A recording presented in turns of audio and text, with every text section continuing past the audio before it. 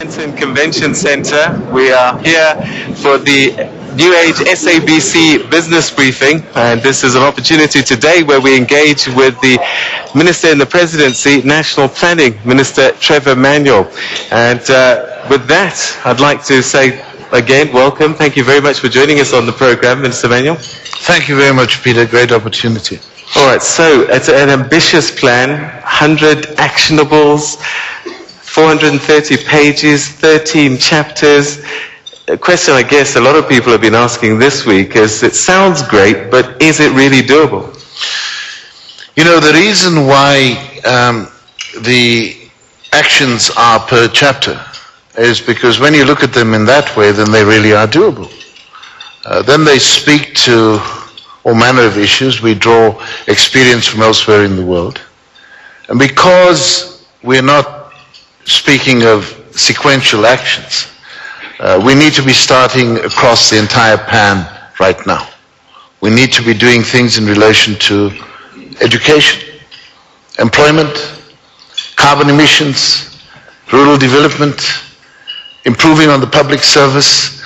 These things don't have to wait until something else is done, and this is why it should be possible. I know that Stats SA today will launch an individual calculator of inflation, and perhaps we should launch an individual calculator that people can download and follow the action steps. It's about changing not just the way in which government takes decisions, but the interactions between government and citizens. The plan itself is going to require some kind of funding. How is that going to be funded, and when do you see the plan kicking off? I know you're going to consult for some period. Look, it's not a large amount of money. A lot of what we're speaking of is about changing. Take the issue of education, which we've raised as one of the priorities. The education budget is about just under 150 billion rand this year. That's a large amount of money. It's 20% of the budget. Now, you're not going to solve the problem in education by adding additional resources. We need to change what happens within education. And if you want that, then the construction of agency that involves communities becomes a fundamentally important issue. We need to do that before other issues. Now, part of what I'm sure the Minister of Finance would like me to say is that when you look at the education budget, there is a large set aside for the construction of infrastructure, for instance. The fact that there are still learners under trees is a blot in our collective copybook. Fix it. It's not a money problem.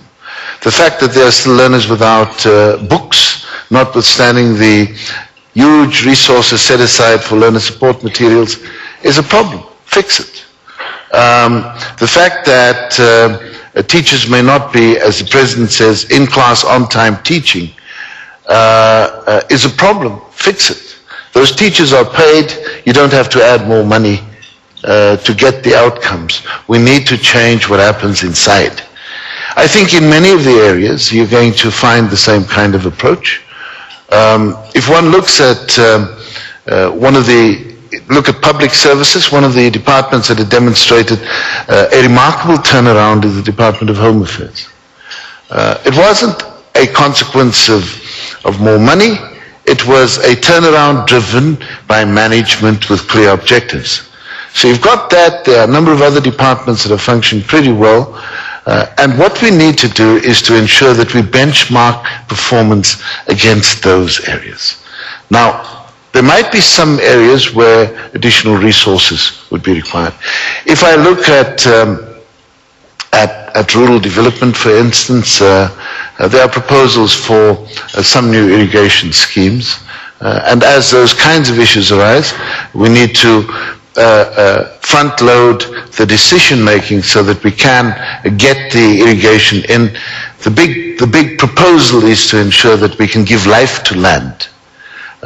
There's too much of what has happened in this country where land has been restituted or redistributed And people who are newly settled on the land or resettled after many years of absence don't have the skills, don't have the resources. If you want to change this, then you must ensure that people have the capabilities to give life to land, to ensure that it is brought back into productive use. It's dealing with those kinds of issues. So before we see money as an obstacle, let's look at management and decision making. Let's break this down into digestible parts and drive the program in that way. And we'll break that down a little bit further after a quick commercial break.